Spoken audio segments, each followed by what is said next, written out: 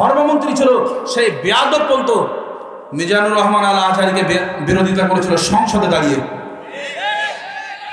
যখন বাংলাদেশের জমিনে ফুটন্ত গোলাপের কুড়ি চিরকচি বালকের দলের মতো আবাবিল পাখির মতো গণভবনের দিকে আগিয়ে আসতে লাগলো, যে সমস্ত ভাই দাদারা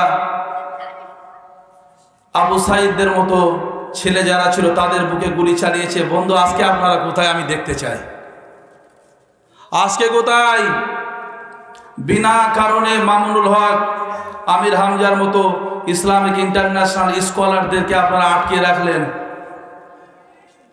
একটা কথা উর্দুতে আছে, সির ভুখা রহেগা লেকিন ঘাস नहीं খাতে। কি বললাম? সির ভুখা রহেগা লেকিন ঘাস नहीं খাতে। ক্ষুধার্ত অবস্থায় থাকবো, তোর হারাম মাল খাবো না, মিথ্যা কথা বলবো না, মুশরিকের কাছে প্রার্থনা করব না, জালেমের সঙ্গে আপোষ করছি না, করব না। এতে জান দিতে রাজি আছি, ঈমান দিতে রাজি রে, ঠিক না বেঠে? যারাই আলেম ওলামাদের বিরুদ্ধে উল্টো পাল্টা দুর্ব্যবহার করবে, খারাপ পথে আলেম ওলামাদেরকে পরিচালনা করবে, জানবেন তার জন্মের দোষ আছে। প্রমাণ হলো আল্লাহর কোরআন, প্রমাণ হলো আল্লাহর কোরআন। আল্লাহর কোরআন সত্য না মিথ্যা? জোরে বলুন। এই কোরআনুল কারীমের মধ্যে মুমিনদেরকে আল্লাহ হুঁশিয়ার করেছে, ফাইন্না মাল উসরি ইসরা, ইন্না মাল উসরি ইসরা, কষ্টের পরে সুখ আসবেই আসবে, বলুন ইনশাআল্লাহ। আমি দোয়া করি মুসাফির অবস্থায় এই বাংলাদেশের জমিনে যেন সংসদে এই কোরআনের রাজ আল্লাহ করে কায়েম হয়ে যায়। দেখি আল্লাহ করে হালাল রেজেক যেভাবে আফগানিস্তান বাহিনী পাচ্ছে, পয়সার অভাবে, সংসার চালানোর অভাবে বেচারা সেলাই মেশিন বিক্রি করছে। সরকার বিরোধী আন্দোলন যারা করেছিল তারাই বর্তমানে সবাই দেশপ্রেম নিয়ে আগিয়ে এসেছে, তালিবানের কাছে বলছে আপনারা যেভাবে করবেন আমরা মেনে নেব। আলহামদুলিল্লাহ। বাংলাদেশের জমিনে যেন আল্লাহ করে ওটাই হয়ে যায়, আল্লাহ কবুল করুন, আল্লাহুম্মা আমিন। নরেন্দ্র মোদীর র বাহিনী যতই আপনাদেরকে চোখ পাকাক, আপনারা আপনাদের জায়গায় ঈমান নিয়ে ঠিক থাকবেন ইনশাআল্লাহ। নারায়ে তাকবীর। মুশরিকের সঙ্গে, মুনাফিকের সঙ্গে, বেঈমানের সঙ্গে আমাদের কোনো আপোষ নেই। আপোষ হবে আল্লাহর কোরআন দিয়ে, আপোষ হবে আল্লাহর কোরআন দিয়ে। নাহমাদুহু ওয়া নাস্তাঈনুহু ওয়া নাস্তাগফিরুহু ওয়া নু'মিনু বিহি ওয়া নাতাওয়াক্কালু আলাইহি ওয়া নাউযু বিল্লাহি মিন শুরুরি আনফুসিনা ওয়া মিন সাইয়্যাতি আমালিনা। মান ইয়াহদিহিল্লাহু ফালা মুদিল্লা লাহু ওয়া মান ইউদ্লিলহু ফালা হাদিয়া লাহু। ওয়া আশহাদু আন লা ইলাহা ইল্লাল্লাহু ওয়াহদাহু লা শারীকা লাহু ওয়া আশহাদু আন্না সাইয়্যিদানা ওয়া সানাদানা ওয়া হাবিবানা ওয়া তাবিবার রাহিনা ওয়া নাবিয়ানা ওয়া মাওলানা মুহাম্মাদান আবদুল্লাহি ওয়া রাসূলুহু সাল্লাল্লাহু তাআলা আলাইহি ওয়াসাল্লাম। ওয়া ক্বালা আল্লাহু তাআলা আইযান ফি কালামিল মাজিদ ওয়াল ফুরকানিল হামিদ। আউযু বিল্লাহি মিনাশ শাইতানির রাজিম। বিসমিল্লাহির রাহমানির রাহিম। ওয়া মা খালাকতুল জিন্না ওয়াল ইনসা ইল্লা লিয়া'বুদুন। ক্বালা রাসূলুল্লাহি সাল্লাল্লাহু তাআলা আলাইহি ওয়াসাল্লাম, আলা কুল্লুকুম রাইন ওয়া কুল্লুকুম মাসউলুন আন রাইয়াতিহি। ক্বালা রাসূলুল্লাহি সাল্লাল্লাহু তাআলা আলাইহি ওয়াসাল্লাম, মান সালিমাল মুসলিমুনা মিন লিসানিহি ওয়া ইয়াদিহি ওয়াল মুহাজিরু মান হাজারা মা নাহাল্লাহু আনহু ইলা আখিরিল হাদিস আও কামা ক্বালা আলাইহি সালাতু ওয়াসসালাম। وقال الله تعالى أيضا في شأن رسول الله صلى الله تعالى عليه وسلم إن الله وملائكته يصلون على النبي يا أيها الذين آمنوا صلوا عليه وسلموا تسليما اللهم صل على محمد بعدد من صلى وصام اللهم صل على محمد بعدد من قعد وقام سبحان ربك رب العزة عما يصفون وسلام على المرسلين والحمد لله رب العالمين। যাবতীয় প্রশংসা মহান আল্লাহ রাব্বুল আলামিনের, যে আল্লাহ এই সুস্থ অবস্থাতে আমাদেরকে তাফাসসাহু ফিল মাজালিস, যে মজলিসটাকে আল্লাহ এবং তার রাসূল এবং তার অনুসারীরা পছন্দ করেন, সেই পবিত্র মজলিসে আল্লাহ আমাদের বসার তৌফিক দিয়েছেন। মহাব্বতের সঙ্গে আগত অনাগত সমাবেত জোরে সোরে বলুন আলহামদুলিল্লাহ। বিশ্ব নবীর উপরে লাখো কোটি দুরূদ ও সালাম বর্ষিত, সকলে বলুন আল্লাহুম্মা আমিন। তো ভাই আমার, বুজুর্গ দোস্তেরা, উঠা বসা না করে ধৈর্য ধরে বসুন। সর্বোচ্চ 1 ঘন্টা আমি বক্তব্য পেশ করব, বাকিটা আপনাদের ধৈর্যের অপেক্ষা। বেশি আলোচনা করে কোনো লাভ হবে না। যা কিছু আছে লা ইলাহা ইল্লাল্লাহ মুহাম্মাদুর রাসূলুল্লাহ বলুন সাল্লাল্লাহু তাআলা আলাইহি ওয়াসাল্লাম। সোনামানিরা আমার, ভাই বাবাজিরা আমার, সম্মানীয় ব্যক্তিত্ববান ব্যক্তি, বড় আশা করে এসেছেন 2-4 কথা ভারতের বক্তার কাছে শুনবো, শুনে বাড়ি যাব। এ ধারণা আপনাদের সম্পূর্ণ ভুল। এই নিয়ত আমাদের করতে হবে, কোরআন হাদিস ইজমা কিয়াস থেকে যে আলোচনা আমরা শুনবো, জেনে শুনে বুঝে আমল করবো ইনশাআল্লাহ। কথাটা ঠিক বললাম না ভুল বললাম ভাই? ভুল মানুষেরই হয়, কুল্লু বানি আদম খতম, সবার ভুল হবে। ওই ব্যক্তি সবচেয়ে ভালো যে নিজে ভুল করার পরে অনুতপ্ত হয়, আল্লাহর কাছে ক্ষমা চায়। কি বলেন ভাই? কত কষ্ট করে আপনারা এখনো বসে আছেন। ফাতাহাজ্জাত বিহি নাফিলাত আল্লাহ, কি বলেন? তাহাজ্জুদ ওয়াক্ত এসে গেছে, এখন তো কিয়ামুল লাইল করার কথা। যারাই বসে আছেন, যারাই বসে আছি, যারা অপেক্ষা করছেন, জানার অপেক্ষায় ছিলাম, আল্লাহ সকলকে রোহামায়ে রাসূল বলে কবুল করুক, বলুন আল্লাহুম্মা আমিন। মানুষের কতটা সদিচ্ছা থাকলে এতক্ষণ পর্যন্ত ধৈর্য রেখে বসতে পারে। আমি তো অবাক হই যে আপনারা এত স্ট্রং, একটার পর একটা বক্তা সাহেবরা আপনাদের কাছে আসে, তারা তাদের মতো বক্তব্য দিয়ে নেমে যাচ্ছে, আপনারা সেই একই মানুষ বসে আছেন, ঠিক কিনা? আমাকে অবাক লাগে যে সারা পৃথিবীর মধ্যে এই পরিচয়টা বাঙালি জাতি দিতে পেরেছে, আলহামদুলিল্লাহ বলুন। তো একজন ভাই বললেন বাংলাদেশি মানুষ, তো বাংলাদেশিরা বিদেশের জমিনে আমাদের সিয়াসিতা পড়নে অলি, আমাদের মমতা দিদির মতো মানে আজহারি সাহেবকেও উনি ছাড়লেন না সংসদে, ঠিক কিনা? কি লজ্জা! ডাহা বদদোয়া করা হয়েছিল, ফেল হয়েছিল না হয় নাই?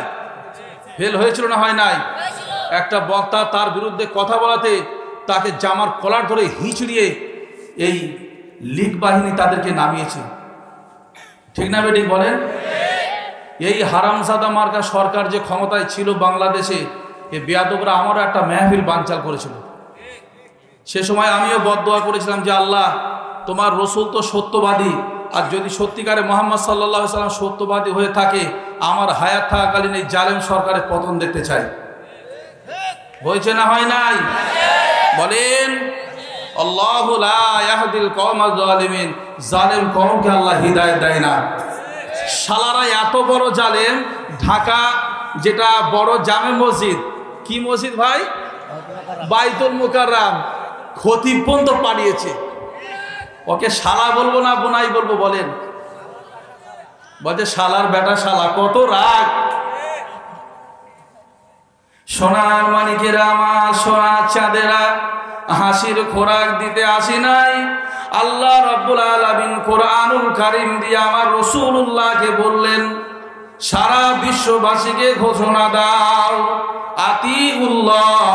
কোরআনুল কারীমের মধ্যে আমি আল্লাহ রাব্বুল আলামিন আমার যে কানুনগুলো আপনাকে দিয়ে জানালাম রাসূল, বিনা কারণে বিনা দ্বিধায় চোখ বুঝে জাতি যেন মেনে নাই, মানতে রাজি আছি, হ্যাঁ না? আল্লাহ কবুল করুন, আল্লাহুম্মা আমিন। হে রাসূল, আপনাকে বার্তা বাহক হিসাবে পাঠালাম, মেসেঞ্জার হিসাবে আমি আল্লাহ পাঠালাম। ও আতিউর রাসূল, নবী আপনার চলাফেরা উঠা বসাটাকে বিনা দ্বিধায় মেনে নিতে হবে, রাজি আছেন, হ্যাঁ না? আল্লাহ কবুল করুন, বলুন আল্লাহুম্মা আমিন। এরপরেই আমার আল্লাহ রাব্বুল আলামিন জানালেন, ওয়াউলিল আমরি মিনকুম।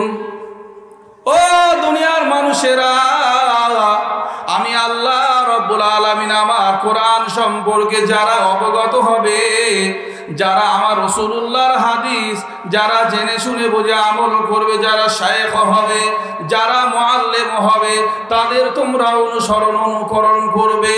ওয়া আন্নাল মাসাজিদা লিল্লাহি ফালা তাদউ মাআল্লাহি আহাদা। কেবলমাত্র মসজিদের মধ্যে আমি আল্লাহ রাব্বুল আলামিন আমার আলোচনা, আমার গুণকীর্তন হবে। কথা বলুন ঠিক না বেটে? তাহলে এবারে চিন্তা করুন, মাসালা অনুযায়ী কোনো মানুষ যদি মারা যায়, মসজিদের মাইকে ঘোষণা দেওয়া যাবে না। আলেমেরা আছে, খুব খেয়াল করবেন। কি বললাম?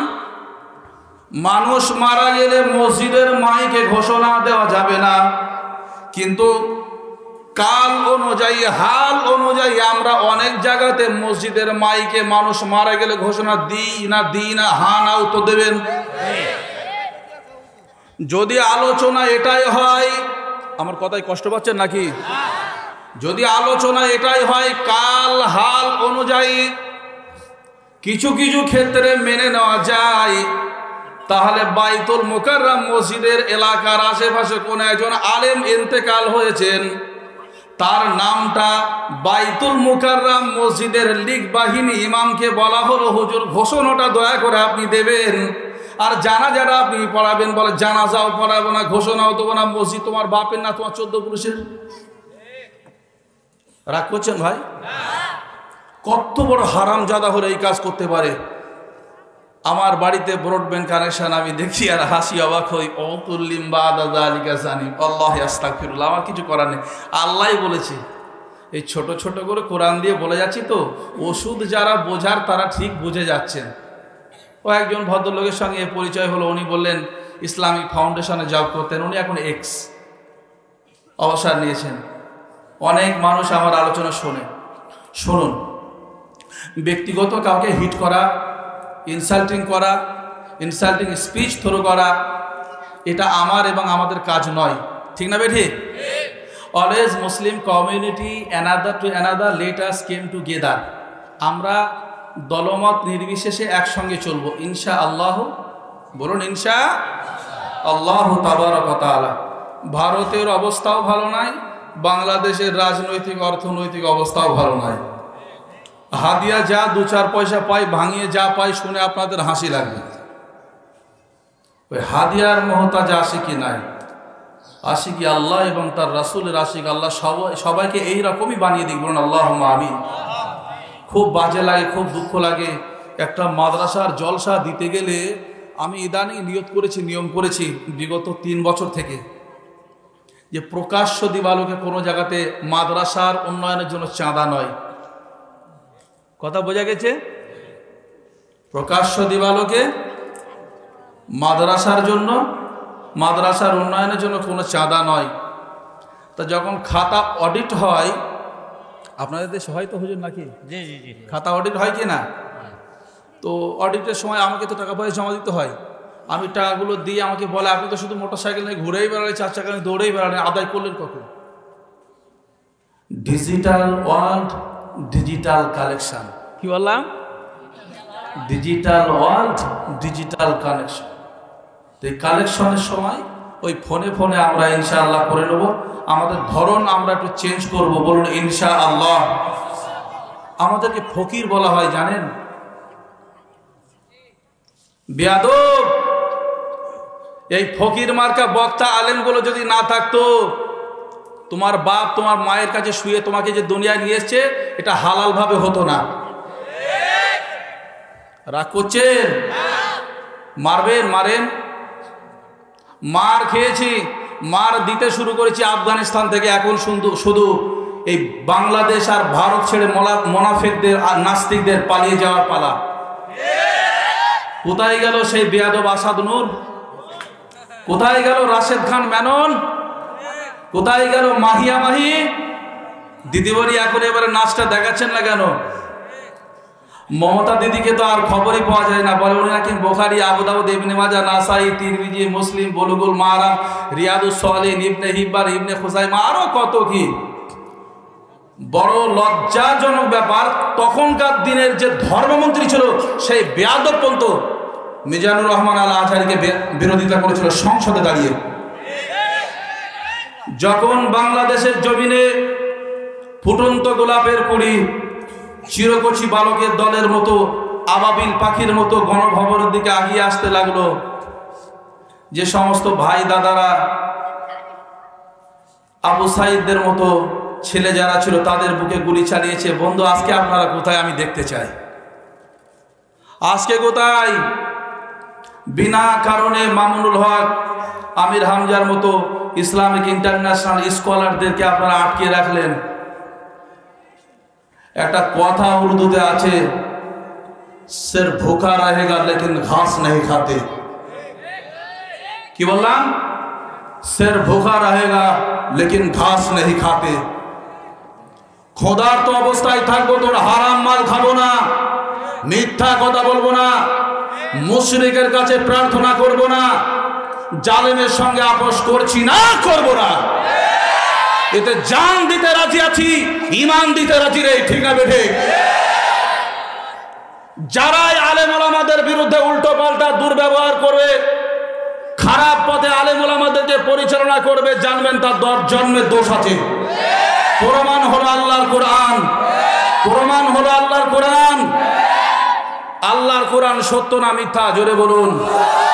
এই কোরআনুল কারীমের মধ্যে মুমিনদেরকে আল্লাহ হুঁশিয়ার করেছে, ফাইন্না মাল উসরি ইসরা, ইন্না মাল উসরি ইসরা, কষ্টের পরে সুখ আসবেই আসবে, বলুন ইনশাআল্লাহ।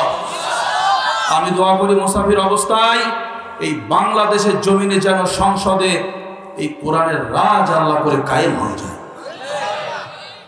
দেখি আল্লাহ করে হালাল রেজেক যেভাবে আফগানিস্তান বাহিনী পাচ্ছে, পয়সার অভাবে, সংসার চালানোর অভাবে বেচারা সেলাই মেশিন বিক্রি করছে।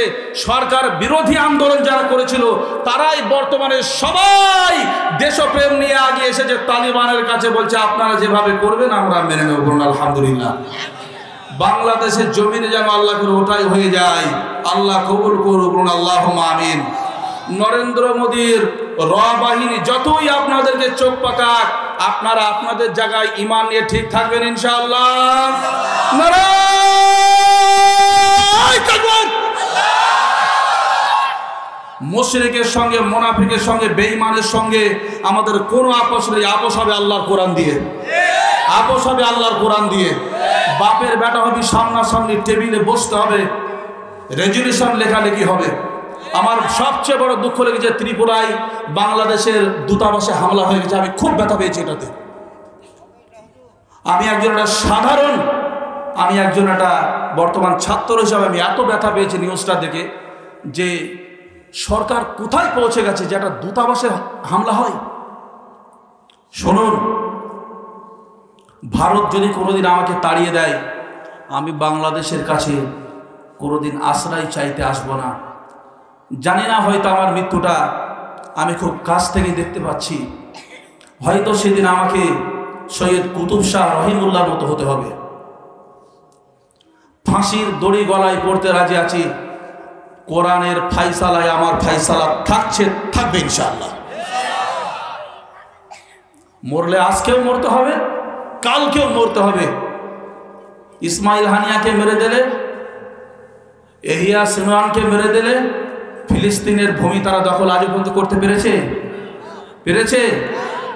হিজবুল্লাহর head of the department Hassan নাসরুল্লাহকে মেরে দিয়েছে। তাহলে লেবাননের সূচের মাথা পরিমাণের জায়গা ইসরায়েল দখল করতে পেরেছে? এখন বলছে শান্তি চুক্তি, এখন বলছে যুদ্ধবিরতি। মার এমন মার দেবেন, যেখানে যেখানে কোরআনের দুশ্মন পাবেন ওদের জয়েন্টে জয়েন্টে মারার কথা আল্লাহর কোরআনের মধ্যে এসেছে, যেন ওরা কোমর নিয়ে আর উঠে সোজা হয়ে দাঁড়াতে না পারে। এটাই হবে আমাদের ফাইসালা। The sense of Lord, of course, He is the source of all power. Our Lord, I most important, do your and thine aid we see, show us the straight and right way. আল্লাহ আপনার ইবাদত করি, আপনার কাছে সাহায্য করি, আপনার কাছে সাহায্য প্রার্থনা করছি। আপনি সোজা সহজ সরল পথের পথিক বানিয়ে দিন, যে পথে চলেছেন নবী রাসূল, যে পথে চলেছেন সাহাবা রিদওয়ানুল্লাহি তাআলা আলাইহিম আজমাইন, যাদের দিকে লক্ষ্য করে আপনি আয়াত নাজিল করেছেন।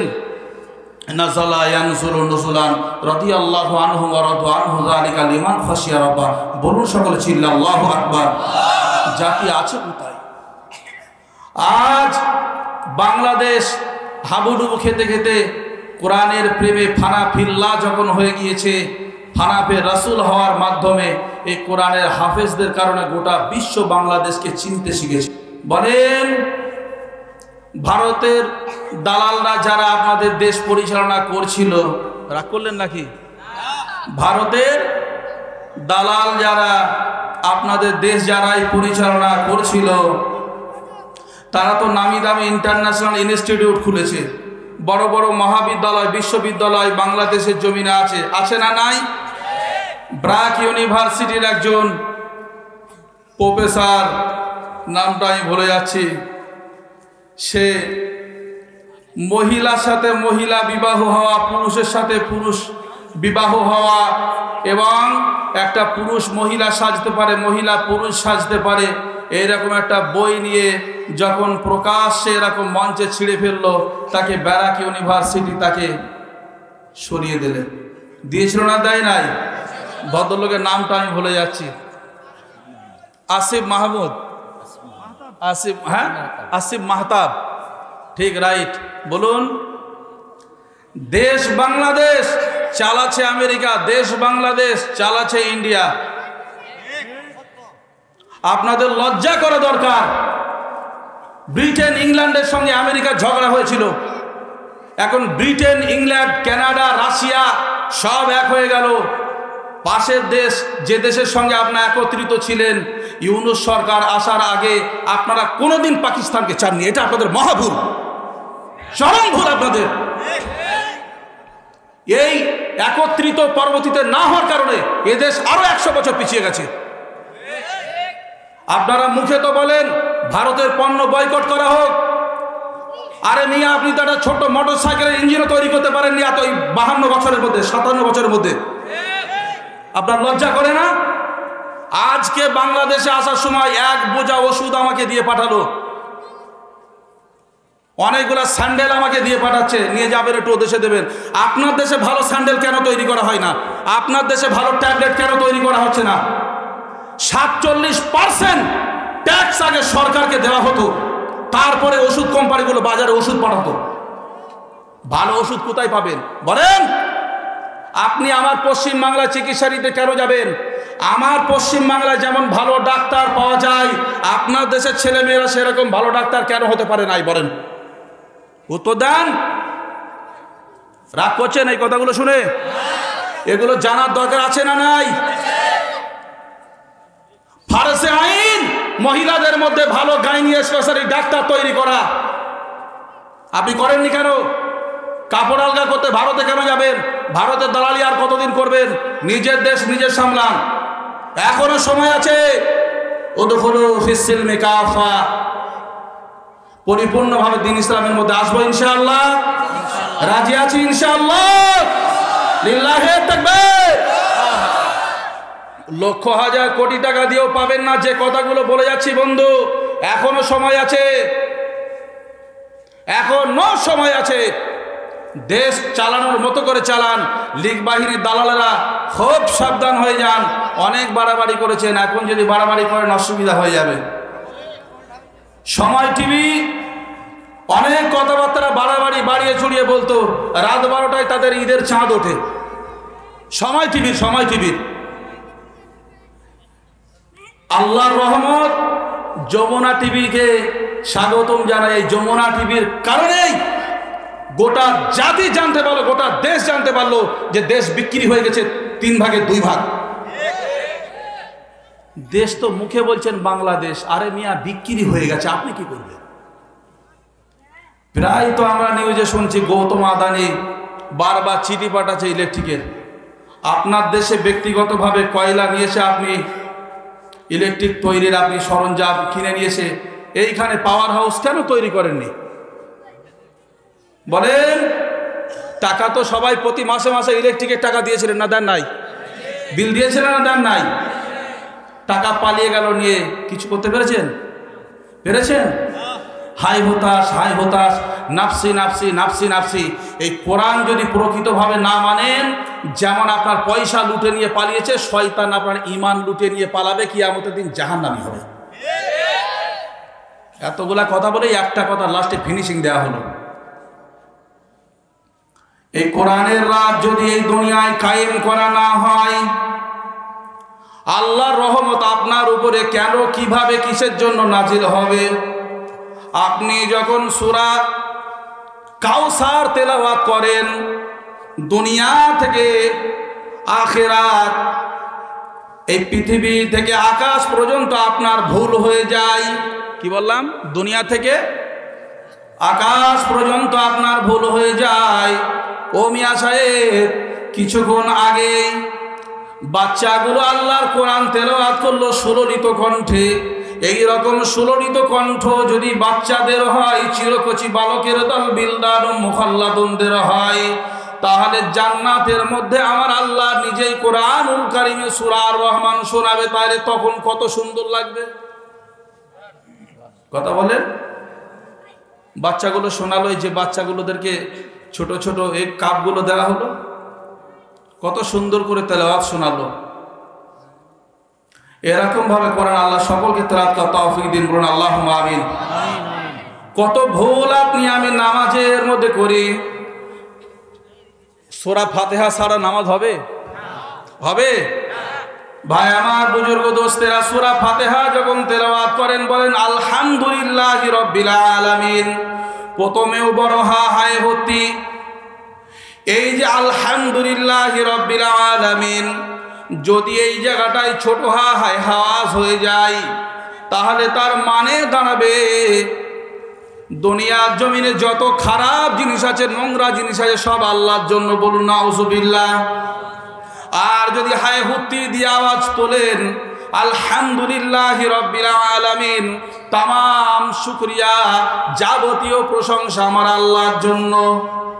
একটা এই হায় হুত্তি যদি আপনার উচ্চারণ যদি ঠিক না হয়, আপনি যদি সঠিকভাবে উচ্চারণ করতে না পারেন, আপনার সূরা ফাতিহা তো দূরের কথা, বিসমিল্লাহ ঠিক হবে না, রুকুর তাসবিহ ঠিক হবে না, সেজদার তাসবিহ ঠিক হবে না, তাহলে আমার আল্লাহ আপনার নামাজটা, সালাতটা কিভাবে কবুল করবেন? কথা বলেন ভাই। কারণ সুবহান রাব্বিয়াল আযীম যদি জয়ের জায়গায় যা উচ্চারণ হয়, তার মানে হবে ব্যতিক্রম। যদি আপনি সুবহান রাব্বিয়াল আলা ওখানেও যদি বড় হা উচ্চারণ করতে না পারেন, তার অনুবাদ হয়ে যাচ্ছে ব্যতিক্রম। ভাইরা, বাবাজিরা আমার, ওই জন্য বাংলাদেশের জমিনে বলেন, ভারতবর্ষের জমিনে বলেন, পাকিস্তানের জমিনে বলেন, যেখানে যেখানে আলিয়া মাদ্রাসা আছে, কোন মাদ্রাসা বললাম? এই মাদ্রাসাগুলোতে একটা ক্লাসেও কেরাতের কথা পড়ানো হয় না। কথা বলুন ঠিক না বেঠিক? আলিয়ার যদি কোনো আলেম থাকেন, আসেন, আমি আলিয়ার ছাত্র, আমি ডাবল মাস্টার্স কমপ্লিট করেছি কলকাতা আলিয়া থেকে 84.7% নাম্বার নিয়ে। একটাতেও কেরাতের কিতাব নেই যে কোরআন স্পষ্টভাবে পড়তে হবে।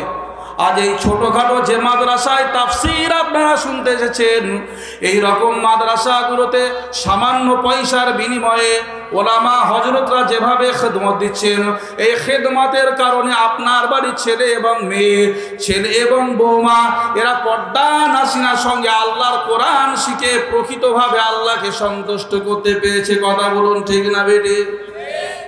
আছেন কোথায়? সোনার মানিকের আমার, সোনা চাঁদের আমার, ডাক্তারের কাছে আপনি যাবেন, তাকে আগে অনুমতি নিতে হবে। If you permit or may I coming sir. আবার স্যার বলতে হবে, পয়সা দিতে হবে। কথা বলেন, কথা বলেন। স্যারও বললেন, পয়সাও দিলেন, আর মাদ্রাসায় আসলেন। আপনি মুসলমানের বাচ্চা, না চাওয়াতে মুসলমান ঘরে আপনি জন্ম নিয়েছেন। আমার আল্লাহ রাব্বুল আলামিন জানিয়ে দিলেন, উদখুলু ফিস সিলমি কাফা, পরিপূর্ণভাবে দ্বীন ইসলামের মধ্যে দাখিল হবে। তুমি মাদ্রাসাতে আসলেও সালাম নাই, বাড়িতে ঢুকলেও সালাম নাই। আমার ভাইয়ের, আমার আব্বা জানেরা আমার, যদিও সালাম তুমি দিতে পারো, সেটা শুদ্ধ সালাম নয়। সালাম যদি শুদ্ধভাবে আসসালামু আলাইকুম যদি ভালোভাবে বলা না হয়, তাহলে যার দিকে তাকিয়ে সালাম দেওয়া হলো তার মৃত্যু কামনা করা হলো। কথা বলুন ঠিক না? আমরা কি চাই যে তার মৃত্যু হোক? বলেন ভাই। আপনাকে প্রকৃত সালাম দেওয়া শিখতে গেলে এই ওলামা হযরতদের, এই মাদ্রাসার আলেমদের কাছে শরণাপন্ন হতে হবে। ও মিয়া সাহেব, একটা আলেমের কাছে আপনি একটা মাসআলা জানতে আসবেন, একটা ফতোয়া জানতে আসবেন, আপনাকে সুন্দর করে বসিয়ে এক গ্লাস পানি প্রথমে দেওয়া হয়। এটা হলো আমার রাসূলের সুন্নাত। এক গ্লাস পানি আপনাকে পান করানো হলো, তারপরে কত সুন্দরভাবে আদর আপ্যায়ন করে হালকা নাস্তা দিয়ে বলা হয় যে ভাই কি সমস্যা বলুন, আপনার কি উপকার করতে পারে। তামাম কথাবার্তা শুনবার পরে যাওয়ার সময় দোয়া দেওয়া হয়। আরে মানুষ তাকে দোয়া দিয়ে বাড়ি পাঠাচ্ছে, ওই হারামজাদা মাদ্রাসার খাইলো, ও হুজুরের সুন্দর বিছানায় বসলো, যাওয়ার সময় 500 টাকা তো দূরের কথা, 5টা টাকাও হাদিয়া দেয় না। কথা বলুন ঠিক না বেডি? ওই জন্য আমি আমার অফিসে নিয়ম করেছি, ঢুকবার আগেই টাকা পেমেন্ট করতে হবে। তুমি যতই আমাকে কোরআন হাদিসের দলিল দাও না কেন, আমার আল্লাহ যেহেতু ঘোষণা দিয়েছেন, ফামানিতুর রাফি মাখমাসাতিন গায়রা মুতাজানিফিল ইসমিন, কালের বিবর্তন অনুযায়ী টাকা দিয়ে তারপরে আমার সঙ্গে কথা বলা লাগবে। কারণ যারা নাকি নবীর রুহানি কলবি সন্তান হবে, তারা ভিক্ষা করতে পারবে না, তারা যাকাত সাদকার মাল খেতে পারবে না। আমি তোমার কাছে সময় ব্যয় করেছি, টাকা আমার হালাল ভাবে লাগবে। কথা বলুন ঠিক না বেঠি? আমি যদি চাঁদা চাই, বলে মৌলবীরা ভিক্ষা করে, আলেমরা হুজুররা ভিক্ষা করে। কথা বলুন ঠিক না বেঠি? আমি ভিক্ষাও করবো না, চাঁদাও নেবো না। আমি আপনার সঙ্গে কথা বলে যে কনভিন্স করে যে টাকা লাগবে, কারণ আপনিও যেভাবে লেখাপড়া করেছেন আমিও সেইভাবে লেখাপড়া করেছি। আপনার চাইতে আমার লেখাপড়াটা শ্রেষ্ঠ, কারণ হলো আমার শুরুটা হয়েছে আল্লাহর কোরআন দিয়ে। কথা বলুন ঠিক না বেঠি? কি ভাই, আমার কথা শুনে রাগ হচ্ছে নাকি? আমরা আছি কোথায়? ওলামা হযরতদেরকে জিজ্ঞাসা করলাম, বেতন এখনো 15,000-এর ওই পারে যাই নাই। এখনো 4,000-এ বাংলাদেশে ইমাম পাওয়া যায়, আছে না নাই? নামাজ হবে? পড়েন কেন? যদি তার পেছনে নামাজ আদায় নাই হয়, তাহলে তাকে ইমাম রেখেছেন কেন? ভাইরা, বাবাজিরা আমার, আর কত জুলুম আলেম ওলামাদের কাছে করবেন, উপরে করবেন, অসুবিধা নাই। একটাই কারণে আল্লাহর দ্বীনকে জিন্দা করার জন্য এখনো পর্যন্ত হাতটা এরকম করি নাই। রাসূল বললেন তোমরা এইটা করো, এটা করবা না। এখনো পর্যন্ত এই সমস্ত আলেমগুলো যদি কম পয়সায় যদি সার্ভিস না দিত, এই যে এলাকায় ছোট ছোট বাচ্চা কাচ্চারা আপনাদের এলাকায় স্কুলে যায় সকালবেলায়, এটা হলো ইয়াহুদি নাসারাদের চাল। কাদের চাল? ছোট ছোট বাচ্চারা সকালবেলায় দুলুকি শামসি ওয়াল মাগরিব, দিনের বেলায় এবং সন্ধ্যা বেলায় আল্লাহ কোরআনটা বুকে নিয়ে আলিফ থেকে ইয়া পর্যন্ত ভালো করে সুন্দরভাবে শিখবে। 29টা অক্ষর 17 জায়গা থেকে উচ্চারণ হবে। কয়টা জায়গা থেকে? 29টা অক্ষর 17 জায়গা থেকে উচ্চারণ হবে। সোনার মানিকেরা আমার, শুধু র অক্ষরটা 18 হালাতে পুর হয়, মুখের আকৃতি গোল করে পড়তে হবে, আপনি সেটাও জানলেন না। ও সোনার মানিকেরা আমার, সোনা চাঁদেরা, কুরআনুল কারীম আপনি যখন তেলাওয়াত করেন আল্লাহকে প্রকৃতভাবে নাজরানা দিচ্ছেন না আপনি, অথচ আপনার হামবড়াই শেষ নেই। কিছুদিন আগে দেখলাম আমির হামজা ভাই এক জায়গায় মেহফিলে গিয়েছে, একজন কুলাঙ্গার উঠে দাঁড়িয়ে আল্লাহর কোরআন ভুল পড়েছে, আমির হামজা সাহেব সঠিক কথা বলার কারণে তার উপরে হামলা হচ্ছে ডাইরেক্ট। এই তত্ত্বাবধায়ক সরকারের জামানায় কথা বলেন। আমি তো মনে মনে করছিলাম আল্লাহ ওইখানে যদি আমির হামজা না থেকে মিকাইল আহমেদ আশিকি থাকতো তাহলে তো হয়েই যেত আল্লাযীনা জাহাদু ফিনা লানাহদিয়ান্নাহুম সুবুলানা ওয়া ইন্নাল্লাহা লামাআল মুহসিনিন। কারণ আমার আল্লাহ বললেন ওয়ানাহনু আকরাবু ইলাইহি মিন হাবলিল ওয়ারিদ, বান্দা তোর ঘাড়ের শিরা যেখানে আমি আল্লাহ তার চাইতে নিকটে, ওর আছড়িয়ে মেরে দিতাম, ওইখানে জিহাদ করাটা ফরজ হয়ে গিয়েছে। বোকা মার্কা বেহায়া মুসল্লি যারা দাঁড়িয়েছিল তারা ওই কুলাঙ্গার হিংস্র হায়নাকে কিছু বলে না। ওই জন্যই বললাম আল্লাহ আপনি হয়তো ওই জন্য এরকম আশিকির মতো একটা খেপা বখাটে বক্তাও তুমি দুনিয়ায় আনাইছো। মনে মনে ভাবলাম যে হতিস আমার পাল্লায়, তোর আঁচড়িয়ে তোর বুকে কিরিয়ে তোর হার্ট অ্যাটাক করে দিতাম। আল্লাহর রাসূল এই হাত দিয়ে তলোয়ার ধরা শিখিয়েছে, এই হাত দিয়ে আবার তসবিহ ধরা শিখিয়েছে, এই হাত দিয়ে মানুষকে ঠান্ডা পানি খাওয়ানোর কথা বলেছে। এতগুলো যুদ্ধ রাসূলুল্লাহ নিজে করলেন, কোনোটা মানুষ কাফের মুশরিকদেরকে মেরে ফেলার জন্য নয়, আগে কাফেররা মেরেছে মুহাম্মদ সাল্লাল্লাহু আলাইহি ওয়াসাল্লাম এবং তার অনুসারীরা বাজবার জন্য অ্যাটাক করেছে। একটা যুদ্ধ আল্লাহ রাসূল কাফেরদের মারার জন্য করেননি। কত দয়া থাকলে এইরকম সুকৌশল অবলম্বন করতে পারে। তাই তো আমার আল্লাহ রাব্বুল আলামিন সূরা আম্বিয়া শেষের পথে বললেন ওমা আরসালনাকা ইল্লা রাহমাতাল লিল আলামিন। আমি আল্লাহ রাব্বুল আলামিন আমার রাসূলুল্লাহকে দুনিয়া জমিনে রহমতের নবী হিসাবে দুনিয়ায় পাঠিয়েছি। একবার চিৎকার করে বলুন আল্লাহু আকবার। আমার সোনার মানিকেরা, আমার সোনার চাঁদেরা, কি মায়া, কি মহাব্বত, কি প্রেম, কি ভালোবাসা আমার রাসূলুল্লাহ তারা সাহাবাদের মাধ্যমে পেয়েছেন। আল্লাহ রসুল যখন অজু করতেন আমার রাসূলুল্লাহর অজুর পানিটা আল্লাহ জমিনে পড়ার আগে সাহাবারা নিয়ে গায়ে মাখতেন। আর আলেম উলামা গণেরা হলেন নবী যুগের ওয়ারিস, এই আলেমরা অজু করবে আর মুসল্লিরা দাঁড়িয়ে দাঁড়িয়ে দেখে যে হুজুররা নাকি অজু করার সময় বেশি পানি খরচ করে। কথা বলুন ঠিক না বেটি? বলেন। এই কিছুদিন আগে আমি মাস চারেক আগে নতুন সরকার ক্ষমতায় আসার আগে দেখলাম একজন হুজুর, বুড়ো মানুষ, এই বাংলাদেশের ঘটনা, মুরব্বী মানুষ, মসজিদের ইমাম, দাওয়াত দেওয়া হয়েছে, 1 থেকে 100 বার যাচ্ছে, ভিডিও ক্যামেরায় দেখাচ্ছে। ওই মানুষটা ক্যামেরাতে ধরা পড়ছে যে হুজুর মানুষ গেটে যাচ্ছে, বারবার পেটের ক্ষুধার যন্ত্রণা, দুপুর বেলায় নামাজ পড়ার পরে খাবার খাবে, মানুষটা দাওয়াত দিয়েছে আর খবর নাই, হুজুর মানুষ যাবে কোথায়? কথা বলেন। এই মুসলমানের অবস্থা যদি হয় তাহলে আল্লাহর রহমত কি করে বলেন? ওই জন্য আগেই বললাম খুব দুঃখ করে যে আমরা চাঁদা নেওয়ার জন্য জলসা করিনি। আপনার ইচ্ছা হয় দেবেন, ইচ্ছা না হয় চুপ করে বসে থাকবেন, উঠে যাবেন, আল্লাহ লানত হবে, রাসূলুল্লাহর বদ্ধ হবে, ফেরেশতারা আমিন বলবে, আপনার দুনিয়াও যাবে, আপনার আখিরাতটাও যাবে। কথা বলুন ঠিক না বেটি? আপনার পেচ্ছাপ পায়খানা লাগতে পারে, হিউম্যান বডি, বলা যায় না, আপনি উঠতে পারেন, তাই বলে সকালবেলা উঠে যাবেন? আল্লাহ আমাদের সহি বুঝ নাসিব করুক, বলুন আল্লাহুম্মা আমিন। বিগত 2টা বছর কোনো কারণবশত এই মাদ্রাসাতে জলসাতে বক্তারা আসতে পারেনি, এটা উপহাসের কিছু নয়, এটা গালিগালাজের কোনো ব্যাপার নয়। আরে ভাই, আমি অত দূর থেকে আসছি, খোদা না খাস্তা আল্লাহ না করুন আমারও তো অঘটন ঘটতে পারে। কথা বলেন ভাই। আমার সঙ্গে যিনি পেছনে বসেছিলেন বাইকে, বলছে যে ব্রেকডাউন করছি যখন কোনো জায়গায় দাঁড়াচ্ছি, অত দূরে রাস্তা, বলছে বাইক চালাচ্ছেন না প্লেন চালাচ্ছেন, মানে 100/100, নাহলে জলসা ধরতে পারবো না, কি করবো?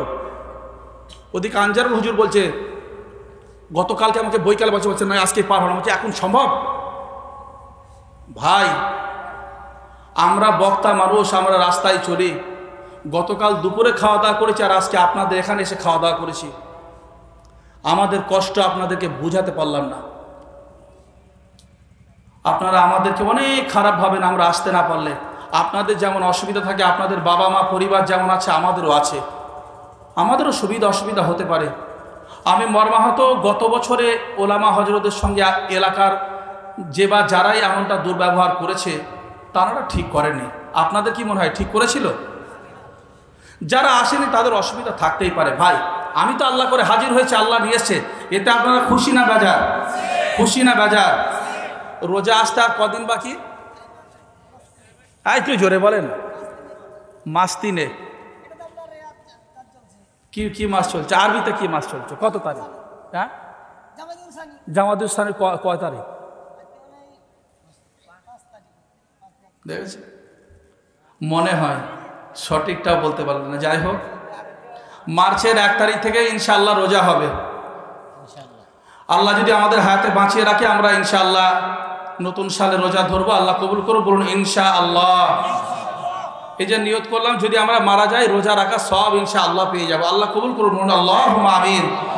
তো ভাই, আলোচনা অনেকটাই শোনালাম, আর কথা হলো বেশি রাত করা ঠিক নাই। ছোট্ট আরেকটা আমার রাসূল প্রেমের কথা আমি বলবো। মাঝখানে আমি বলছিলাম, বদরের যুদ্ধের ময়দানে 14 জন সাহাবা হুজুররা দুনিয়া থেকে বিদায় নিয়ে চলে গিয়েছিল। আল্লাহ পাক রব্বুল আলামিন তাদের কবুল করুন, আল্লাহুম্মা আমিন। এইভাবে করে 70 জন আল্লাহর নবী সাহাবা হুজুররা ওহুদের প্রান্তরে শহীদ হয়ে গিয়েছিলেন। আমি খোদ নিজে দেখে এসেছি সেই কবরগুলো, ওহুদ পাহাড়ের উপরে দেওয়া আছে। তো এরকম বদরের যুদ্ধের ময়দানে যারা শহীদ হয়ে গিয়েছেন, ওহুদের প্রান্তরে যারা শহীদ হয়ে গিয়েছেন, তাদের মতো করে আমরা দুনিয়ায় মর্তবা নেব। আল্লাহর কোরআন যেহেতু 30 পারা, আমি 30 জন লোকের কাছে আমি আবদার রাখবো, দাবি নয়। 1000 করে টাকা এই মাদ্রাসায় অন্ধ বাচ্চারা আল্লাহর কোরআনের হাফেজ হবে, তাদের জন্য আগামী বছরে দেবেন, অথবা সারা বছরে আপনারা দেবেন। 1000 করে টাকা আপনাদের কাছে আবদার রাখছি। দয়া করে 30টা লোক একটু নামটা লেখান, ছোট্ট করে আমি মোনাজাত দিয়ে আর একটা ঘটনা বলে সমাপনী করবো ইনশাআল্লাহ। একটু মেহেরবানি করে আসতে হবে। কমিটি ভাইরা যারা আছে ওনাদের কাছে কাছে একটু যাবেন।